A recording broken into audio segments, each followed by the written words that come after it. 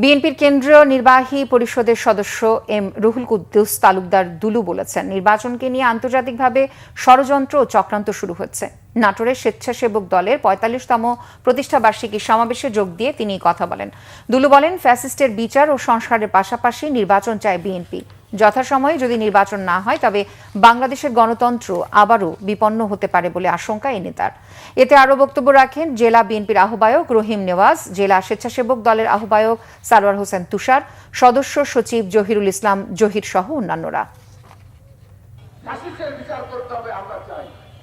আমরা সংস্কারও চাই, কিন্তু নির্বাচনও চাই। কারণ নির্বাচন যদি যথাযথ সময়ের মধ্যে না হয়, নির্ধারিত সময়ের মধ্যে না হয়, বাংলাদেশের গণতন্ত্র কিন্তু আবার বিপন্ন হতে পারে।